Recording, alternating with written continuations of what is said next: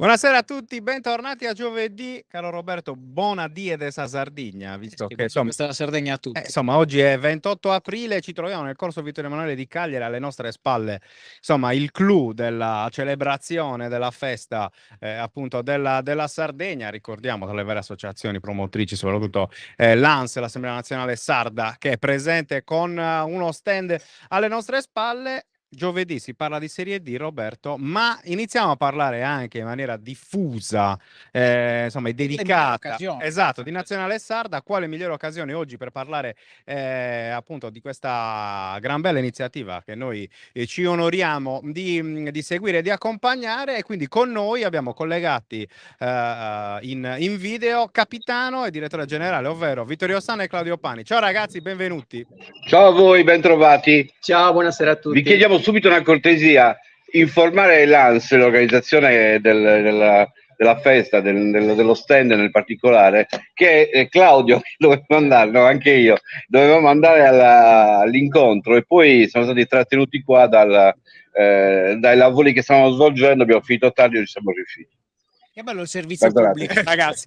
Servizio pubblico Prosa Sardegna, direi. Ragazzi, esatto. Avviseremo anche Gabriele Cantarella, presidente della FIS, che è dietro alle nostre spalle. Sicuramente lo coinvolgeremo. E chiedete perdono al posto nostro. Esatto, anche in questa diretta. Robby, oggi appunto ospiti particolari, oggi ospiti speciali, però parleremo anche con loro di Serie D, perché insomma il focus è quello. Assolutamente Serie D, poi sicuramente con Vittorio e anche con Claudio un passaggio lo faremo anche sul Cagliari, visto il delicato momento. Però direi iniziamo con un po' l'argomento, no, del giorno. Serie D Sardinia, c'è questa bellissima iniziativa dell'Europeo con IFA, che vedrà protagonista la nostra nazionale. Claudio, innanzitutto una domanda a te, cioè quanto sei carico da 1 a 10 rappresentare da capitano, comunque sia in un evento internazionale. La Sardegna avrà sicuramente un fascino particolare, e al tempo stesso chiedo sia a te che a Vittorio anche quanto è complesso, no, organizzare un evento di un respiro appunto internazionale.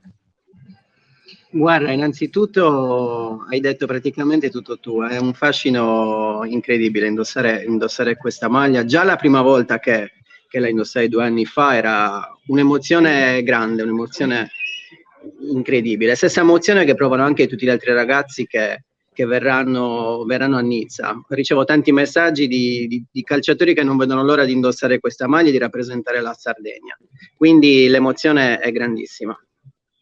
Ecco, quanto è complesso organizzare tutto, cercare le varie convocazioni? Questa magari è una domanda più da Vittorio. Vito, come state anche muovendo per approcciarvi al meglio all'Europeo?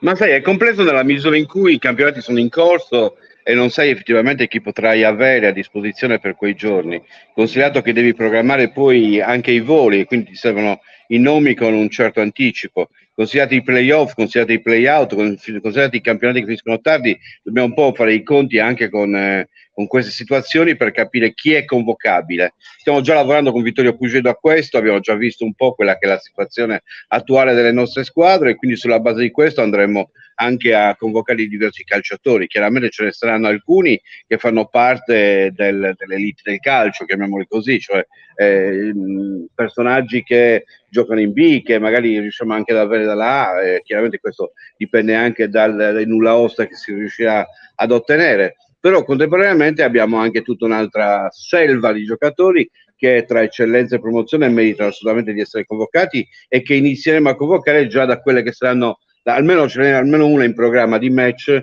di preparazione che faremo già a maggio e che ci permetterà di cominciare a far assaporare questa maglia anche ad altri ragazzi, perché punteremo particolarmente sui giovani, per fare in modo che la Sardegna come squadra di calcio possa essere anche la possibilità di un'altra occasione per farsi notare e magari riuscire a riprendere il treno che magari è passato qualche anno fa e sul quale non sono riusciti a salire.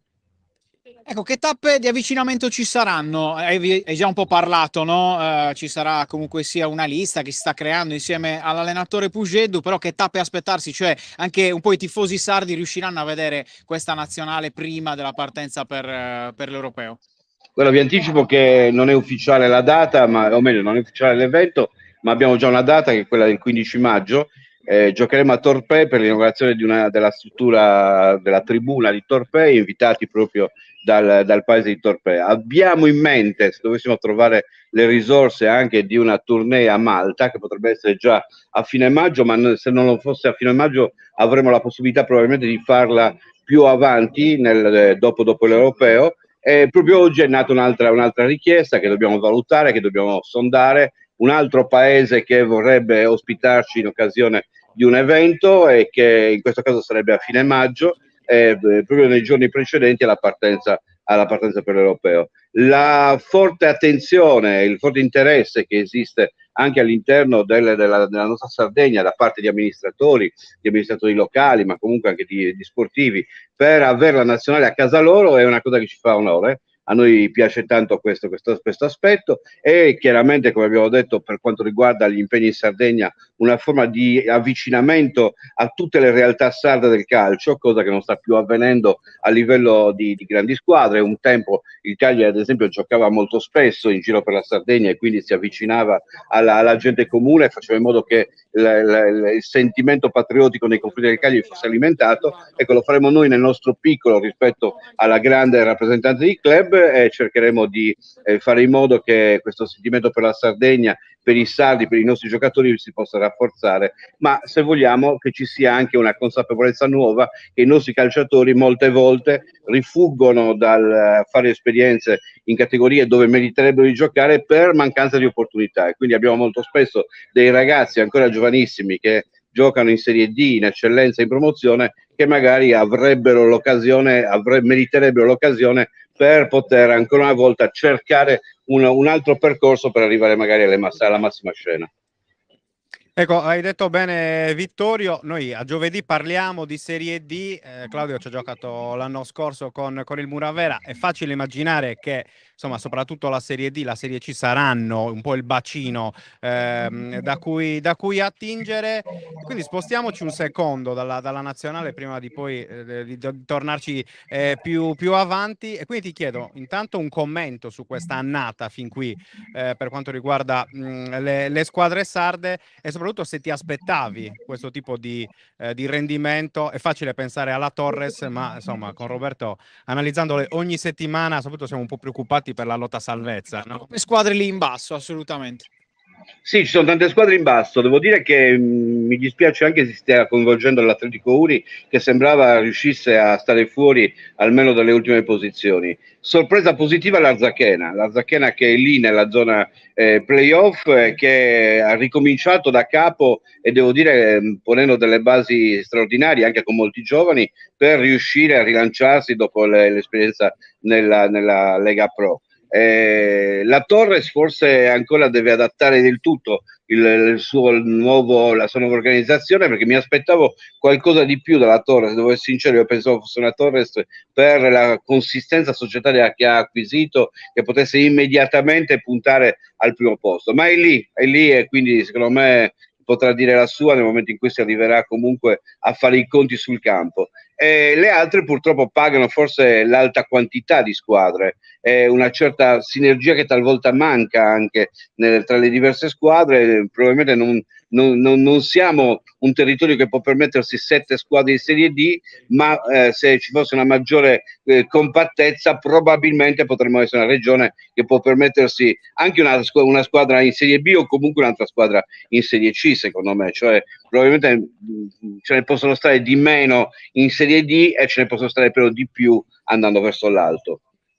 Ecco Claudio, un commento anche a te, visto che fino all'anno scorso hai giocato anche col Muravera, sicuramente ti sentirai ancora con tanti dei tuoi ex compagni. Muravera che ha avuto una stagione altalenante, però comunque una squadra costruita molto molto bene, con diversi giocatori importanti, e un po' in generale il tuo punto di vista su questo campionato, non solo sui tuoi ex compagni. Ma diciamo che il mio punto di vista su questo campionato è un po' rispecchia quella che è la classifica. Anch'io forse mi aspettavo quello che stanno dando queste squadre. Mi aspettavo un po' di più dal Muravera per come hanno fatto un mercato importante, perché loro hanno la punta di diamante Davide Moi, quindi mi aspettavo di più. Questo l'ha detto solo per paura di ripercussioni ovviamente fisiche. Esatto. Diciamo. Ripercussioni salutiamo anche fisiche. noi Davide, salutiamolo caramente ovviamente, ci mancherebbe. Esatto. Invece sono contento per quanto riguarda, molto contento per quanto riguarda l'Arzachena, perché oltre ad avere alcuni compagni, ex compagni lì, anche grandi amici. So che l'allenatore poi è molto bravo, l'ho conosciuto quando stavo a Savona e so che è molto bravo, oltre che essere stato un grandissimo giocatore. Mi dispiace molto, come diceva Vittorio, anche per l'Atletico Uri. Mi aspettavo magari che qualcosina in più per l'allenatore che hanno, che anche lui è molto molto bravo, ho sentito bellissime parole su di lui, però non è un campionato sinceramente facile. Il Giuliano è una squadra costruita per vincere e non dico che ha ammazzato il campionato perché ultimamente è un po' calato, però quasi. Sì, sicuramente. È una delle prime squadre che ha fermato il Giuliano, quindi in qualche modo... La prima in assoluto. La prima in assoluto ad averla battuta, io ero presente, ricordo una grande cornice di pubblico, soprattutto a Usini, perché... Sì. Tra l'altro speriamo appunto che oltre all'Atletico Uri anche almeno un'altra delle tre sarde speriamo impegnate, tutte, ovviamente speriamo tutte. Oggettivamente sembra molto difficile a 4 giornate dal termine del campionato di Serie D. Tra le note positive, però, visto che oggi è Sadia Sardegna, facciamo anche un quadro non solo sulla quarta serie, ma in generale c'è sicuramente la prima storica accesso ai playoff di Serie B per l'Olbia, con Max Canzi che finalmente è riuscito ad agganciare un treno playoff che forse solo la sfortuna del lockdown li ha impedito nei tempi della primavera del Cagliari, e anche, se vogliamo, il bel exploit, no? In Coppa Italia Eccellenza per l'Ossese. Ieri fermata veramente 3 minuti dalla... Esatto, solo nel finale dal Barletta, l'impresa che hanno sfiorato meritatamente ovviamente i ragazzi di Mister Loriga è davvero clamorosa, anche perché il Barletta è una società costruita in maniera assoluta per dominare. Barletta è il mio primo album delle figurine, 1990-91, il Barletta era in Serie B, quindi dico solo questo per capire l'importanza del Barletta nella geografia calcistica. Visto che comunque sia, tu sei un uomo di mondo del pallone sardo, anche un commento su quest'Olbia che forse nell'anno più inaspettato invece è riuscita a raggiungere questo obiettivo playoff che la società già da un po' si aveva posto.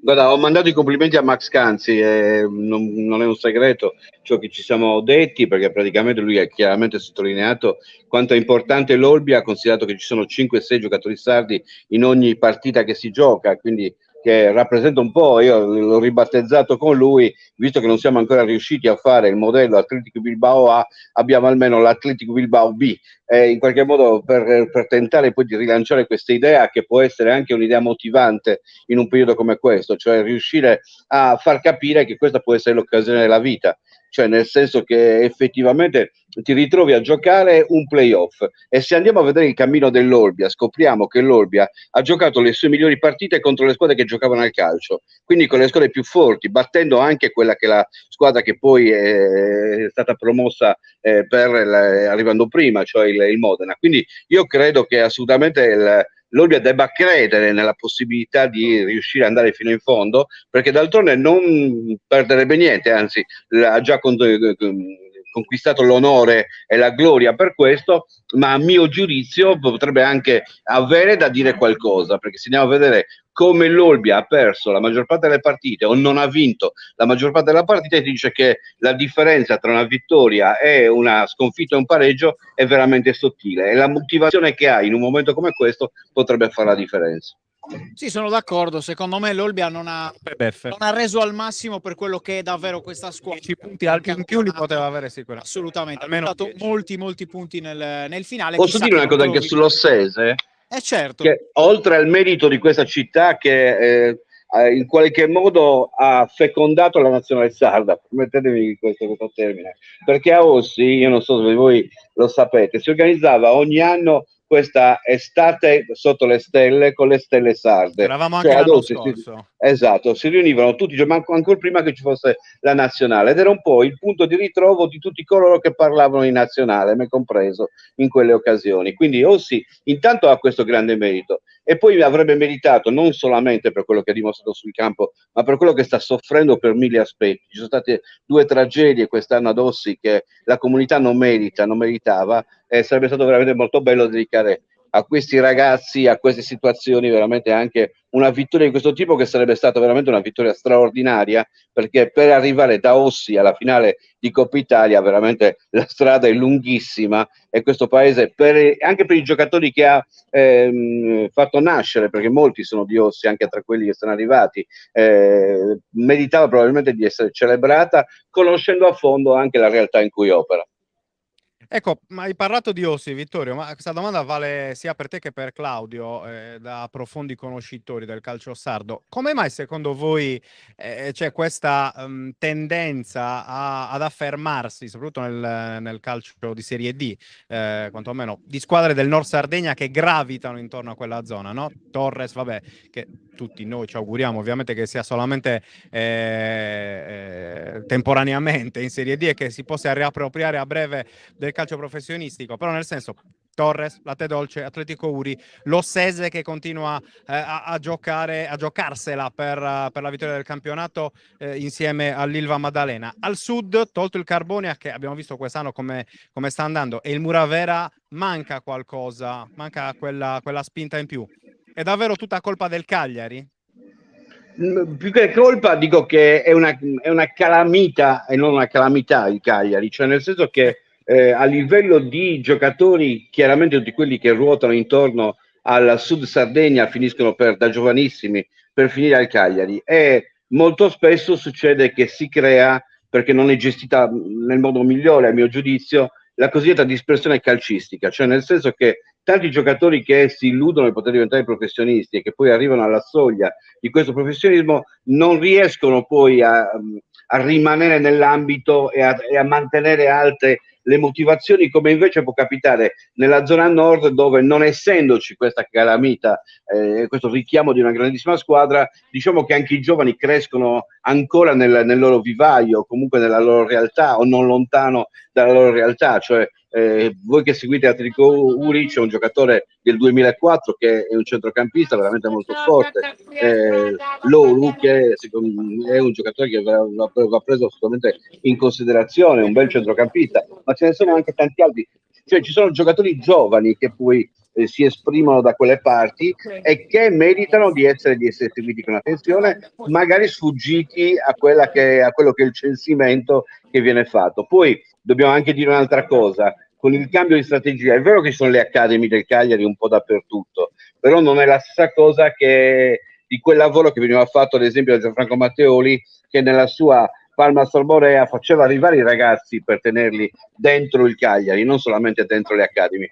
Anche questo secondo me ha creato la possibilità di avere più giocatori interessanti dal punto di vista giovanile e non solo giovanile nella zona nord della Sardegna, dove c'è anche più alta fame, e noi sappiamo quanto la fame di calcio, quanto la fame di successo possa essere determinante per il risultato che anche individualmente il giocatore riesce a ottenere.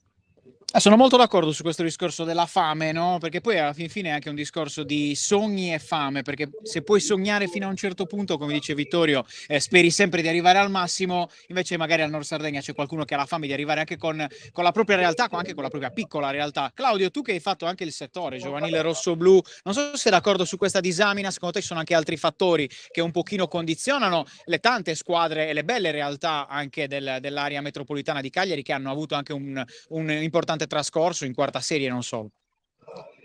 No, la penso come Vittorio. Diciamo che il fattore, tra virgolette, il fattore fame penso sia fondamentale, perché mentre magari a Cagliari un calciatore si può distrarre più facilmente, in altri paesi, in altre zone, un giocatore pensa solo a quello. La parte sbagliata è che un giocatore di Cagliari, un giocatore Cagliari e provincia che comunque sta qua, se vuole veramente realizzare quello che è il suo obiettivo, quello che è il suo sogno, deve capire che devono essere fatti dei sacrifici, che poi li chiamiamo sacrifici, ma sacrifici non sono, cioè ti devi dedicare a quello dai 12 fino ai 18 anni, ai 19 anni, almeno dare tutto te stesso, in modo tale che se non riesci poi a fare quello che speri che sia il tuo percorso, il tuo desiderio, il tuo sogno, almeno hai la coscienza a posto, la coscienza pulita, e dici io ho dato tutto. Però magari qui a Cagliari ci sono più distrazioni, magari poi si arriva ai 30 anni a dire se avessi fatto, se avessi avuto un'altra mentalità, ecco. Claudio, ti faccio una domanda da giornalista cattivo, tornando al discorso sulla nazionale. Innanzitutto, Pensavo le distrazioni per quello che anche sulle distrazioni, ma su questo non ne vorrei parlare. Vittorio Emanuele, insomma, Comunque per distrai, festeggiare Sadia, giustamente. No, Claudio, il compagno che vorresti sempre avere, cioè chi è che ti vorresti portare? So che è brutto fare i nomi, però uno me lo devi dire e non mi puoi dire Davide Moi per evitare Ma dai, ma lo sai, Davide Moi. Davide Moi l'abbiamo già detto. Sei bruciato prima, ora te ne cerchi un altro. Un altro oltre Davide Moi. E la seconda domanda invece è: con che ambizioni partiamo per questo primo europeo? Con che obiettivo porrai ai tuoi compagni?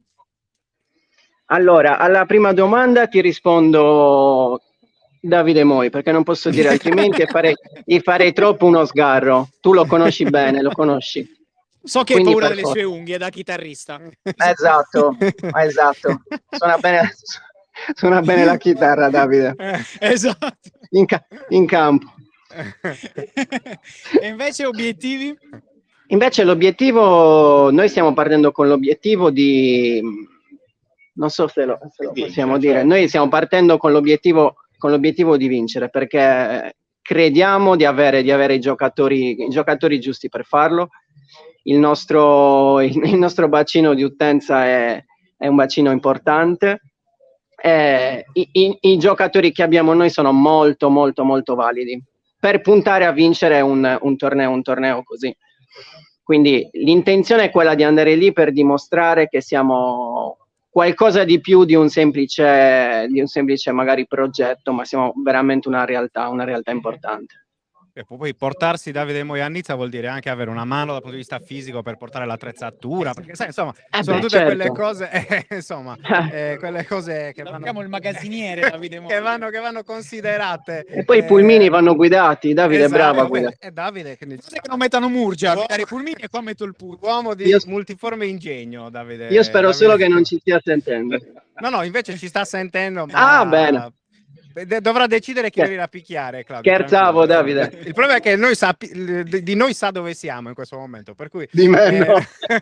Esatto, no. Ho scelto una sede proprio a setting, esatto, non si capisce niente. Esatto, perché... no, restando sulla nazionale, Vittorio, insomma, tu come sai, noi ci occupiamo dei sardi on the road. Claudio è stato per anni uno dei portacolori della Sardegna fuori dall'isola, l'abbiamo sempre seguito nelle sue avventure, prima in giro per l'Italia e poi anche da calciatore maltese, però insomma sono tanti giocatori che appunto che militano al di fuori dell'isola.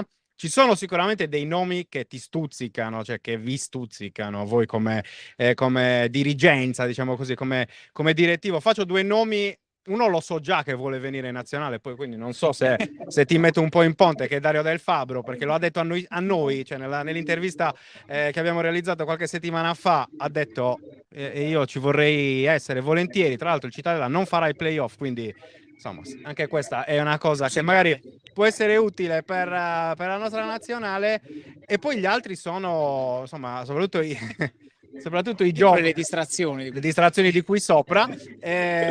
Dicevo, gli altri sono alcuni giovani, mi vengono in mente per esempio Gianluca Contini, che anche se non è sardo di nascita, però insomma lui ha sempre detto di sentirsi sardo. Tanti altri, Bombaggi, Riccardo Ida in difesa, insomma sicuramente sto facendo dei torti ad alcuni giocatori, però insomma Serie B, Serie C, Serie D sono davvero un bel bacino. Sono tanti. È vero.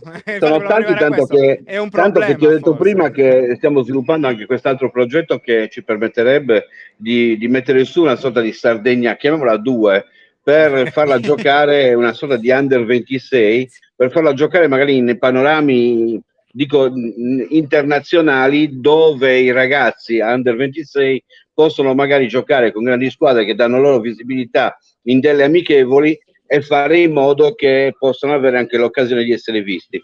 Sicuramente voi conoscete il Real Vicenza, che è una delle squadre che durante la fase di preparazione viene allestita nel nord Italia. Il Real Vicenza non ha una squadra principale, ma è una squadra che viene organizzata tra i disoccupati per fare le amichevoli in Trentino. Ecco, se noi riuscissimo a mettere su una squadra Sardegna che potesse giocare queste partite per mettere in evidenza i nostri ragazzi under 26 che magari vorrebbero avere ancora un'occasione se non in Serie A o in Serie B, ma in Italia, ma magari in una Serie A straniera, in una Serie B straniera, che possa permettere loro di vivere ancora il grande calcio, perché poi noi sappiamo che ci sono società di Malta che ad esempio fanno tutti i preliminari di Champions League, e questa può essere un'occasione per poter essere notato, visto, annotato, quindi portato da altra parte. Quindi l'idea è questa, di riuscire a coinvolgere più giocatori possibili, perché sono tantissimi quelli che vogliono vestire la maglia della nazionale. Noi lo dobbiamo fare compatibilmente con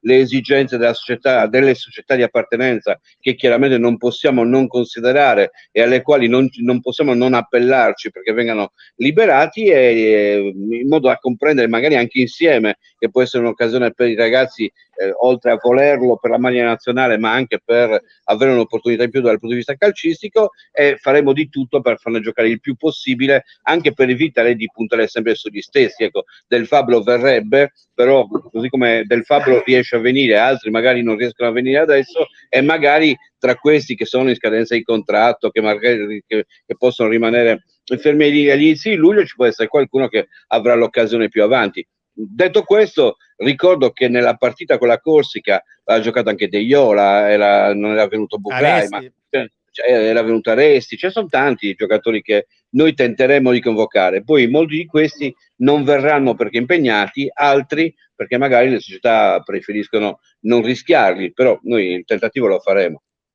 Ecco Vito, fino adesso ci siamo divertiti. Prima di salutarvi è giusto passare un po' dalle note liete anche con quelle un pochino meno liete, ovvero chiudiamo un po' parlando anche, facendo una chiosa, no, sul percorso salvezza, questo rush finale che aspetta il Cagliari a partire dalla sfida di sabato contro il Verona. Un paio di domande, una subito: se ti aspettavi un'altra stagione così sofferta dalla squadra rossoblù dopo quella dell'anno scorso, e due, come vedi la squadra di Mazzarri da qui alla fine, comunque sia. Guarda, la risposta è quasi, è quasi la stessa, perché non mi aspettavo una ricaduta in quello che era successo nel girone d'andata. Cioè, una volta trovata la soluzione all'inizio dell'anno, non mi aspettavo che si ritornasse a fare gli stessi errori, perché io ritengo che sono stati fatti degli errori fin dall'inizio, fin da maggio, quando hai cominciato a liquidare dei calciatori semplicemente con delle dichiarazioni, che è la cosa peggiore che possa accadere. Il riferimento è chiaro, il riferimento è a quanto si diceva di Godin, che non rientrava nei piani, questo non rientrava nei piani. Io dico, una città ha delle strategie, ed è giusto che ce le abbia queste strategie anche dal punto di vista economico, però nella gestione delle cose non è andato per niente bene tutto quello che è stato fatto da maggio fino a settembre, compreso l'esonero improvviso di Semplici, per il quale, se non c'era una fiducia, era inutile farlo lavorare nei mesi di preparazione per poi liquidarlo quando il mercato non ti ha dato neanche i giocatori che volevi, perché poi i giocatori che hai preso, alcuni li hai presi per rimedio. Detto questo, essendoci state queste basi, non mi potevo aspettare un campionato diverso all'inizio, perché il Cagliari ha fatto fatica a creare anche un'amalgama. Però una volta trovata mi meraviglia il fatto che questa amalgama sia stata nuovamente sciupata, perché hai cominciato nuovamente a spostare i giocatori, a farne sparire degli altri, avevi scoperto di averne tanti a disposizione che non avevi mai utilizzato. Ecco, questo disorientamento secondo me ha fatto ricadere anche mentalmente la squadra in uno stato di incertezza, che è quello che serve poi a livello mentale, più che serve per poter gestire i momenti di difficoltà. È una squadra da questo punto di vista molto debole, molto fragile,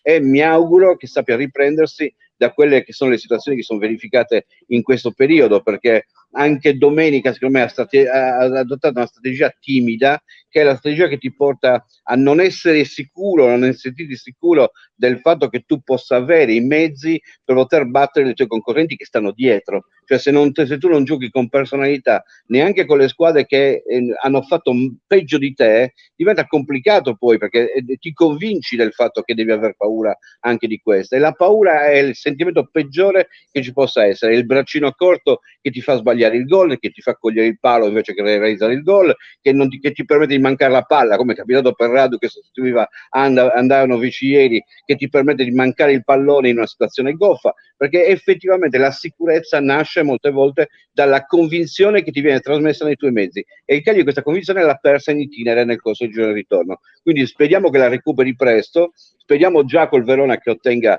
il risultato che ci dobbiamo aspettare, perché altrimenti la lotta si fa veramente dura, cioè andare a giocarsi tutto a Salerno rischiando che poi non possa essere neanche tutto, perché se vai a vedere il calendario la Salernitana potrebbe avere altre chance che il Cagliari invece vedrebbe ridotte negli scontri che mancano. Ecco, diventa veramente un morso sul collo che poi ti porta magari a esaltarti perché ti sei salvato, ma guai a dimenticare che ti stai salvando con 28 punti in classifica e con un girone d'andata dove ne hai fatto appena 10. Cioè, secondo me, per l'ennesima volta il richiamo forte è quello: cerchiamo di imparare da quello che abbiamo sbagliato e non di pensare dopo che è stato un incidente che si può rimediare, perché è da 3-4 anni che ripetiamo gli stessi errori. Va bene, Vittorio, Claudio, davvero grazie per essere stati Grazie con a voi. noi, anche se non in presenza, insomma, è sempre bello vedervi e sentirvi, quindi sicuramente ci vedremo di persona a brevissimo, questo è certo, per cui È insomma sicuro. non ci scapperete. Grazie ragazzi, alla prossima. Ciao ragazzi. Grazie a voi. Grazie a voi. Buon lavoro. Ciao. Grazie. Ciao. Ecco Roby, chiudiamo questa bella puntata speciale di giovedì. Abbiamo parlato un po' di Serie D, un po' di nazionale, un po' di perché è giusto, Cagliari, un po' di esatto, Olbia, è giusto salire da iniziare, Sardegna. esatto, è da Sardegna, quindi dobbiamo parlare di tutto il calcio di Ossese, tra l'altro, Bravo. e Ilva, perché abbiamo citato anche la squadra della Maddalena. Ricordiamo un po'. Un aneddoto capitato ieri durante l'allenamento dei ragazzini ucraini. C'è stato il presidente Giulini, ve l'abbiamo raccontato, tra le varie figure presenti a Monteclaro, dove i ragazzi appunto in arrivo scappati dalla guerra in Ucraina e accolti nel settore giovanile rossoblu sono allenati. C'era ovviamente anche Bernardo Mereu, no? A capo dell'Academy rossoblu. Bernardo Mereu che al nome Ilva Maddalena quasi si è emozionato, perché lui ci crede davvero manderemo lui poi a servire Esatto. Ilva Maddalena, però questo è un discorso di 131, visto Bernardo che ti emozioni. No, ma manderemo Bernardo ovviamente è legato, però ci tiene. Esatto. No, cioè ricordiamo l'Ilva Maddalena, sono una società assolutamente storica per quanto riguarda il calcio sardo, ma ricordiamo che un po' in tutti i gironi tra eccellenza e promozione si sta un po' rivedendo quel ritorno, no? Alle origini. Monteponi Iglesias promossa in eccellenza, lo stesso Carbonia, la Tarros, lo stesso che sta facendo lo stesso percorso. L'Ilva Maddalena appunto che si sta giocando la Serie D, Calangianus e Tempio sempre in promozione, che si stanno esatto, un gran bel derby tutto gallurese per la promozione in eccellenza. Si muove qualcosa anche nella zona dell'Algherese, anche questa è una cosa finalmente positiva per quanto riguarda il calcio sardo, per cui insomma davvero sarà un'estate calda, un'estate particolare. Andando a questo weekend dobbiamo ricordare che la Serie D non gioca, quindi c'è un turno di sosta, diciamo così, di stop. Gioca l'Arzachena domenica in casa, il recupero contro la Visertena è importante, perché ricordiamo che l'Arzachena negli ultime gare ha subito un forte rallentamento in vista della corsa ai playoff, 2 pareggi, 2 sconfitte in casa per la squadra domenica, per la squadra di Marco Nappi, che dovrà subito riprendere a correre contro una Visertena che oggettivamente è un po' il Muravera del Lazio, permettetemi, magari ha meno da chiedere rispetto ad altre squadre, anche se è una gara sicuramente difficile, perché la Visertena ha dimostrato di non essere Muravera domenica, di non essere una squadra prevedibile. Infatti chissà, però sicuramente gli Smeraldini dovranno tornare a vincere. Esatto. Ieri invece si è giocato il recupero, l'altro derby tra Atletico Uri e Lanusei, 1-1, tante polemiche soprattutto sul fronte urese, recuperate insomma se non l'avete ancora fatto poi anche le parole di Giampiero Pilo, presidente dell'Atletico Uri, che si è scagliato contro la classe arbitrale, secondo la designazione in generale, anche sulle scelte nell'ultimo periodo insomma in casa Atletico c'è un po'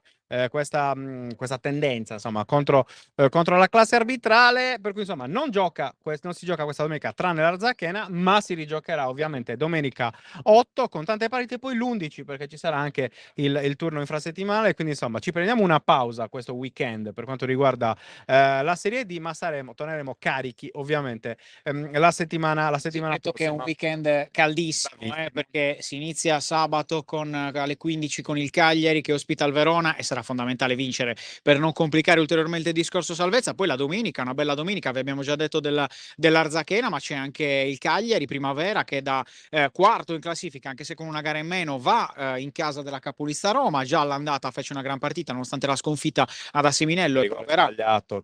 Proverà a riprendere il suo cammino dove aveva finito, cioè con una serie di successi in vista del percorso playoff. Potrebbe arrivare anche la matematica direttamente in caso di vittoria sulla Roma, mentre poi per quanto riguarda la serie C, ne abbiamo parlato, c'è il playoff per quanto riguarda l'Olbia che andrà ad Ancona in una sfida sicuramente complicata ma non impossibile, come dicevamo insieme a Vittorio e Claudio. Vedremo insomma cosa succederà. Noi vi racconteremo come al solito tutto. Ringraziamo come sempre Matteo Cardia in regia, gli amici della nostra che c'è Matteo Cardia, diciamo che ovviamente seguiremo anche la Dinamo verso il rush finale del campionato e poi in vista playoff. Domani vi racconteremo anche la conferenza di coach Piero Buchi. Insomma, trovate anche Mazzarri, conferenza domani, ricordiamo. Mezzogiorno e mezzo. Esatto, quindi troverete tutto. Vi ricordo che insomma ci rivedrete anche su Teleregione Live, canale 88 del digitale terrestre. Per cui insomma, grazie a tutti per questa bella serata. Ancora buona dieta a Sardegna. Buon aperitivo, buona cena. Aperitivo, insomma, esatto, quello che volete fare. Noi chiudiamo. Grazie a tutti. Sigla.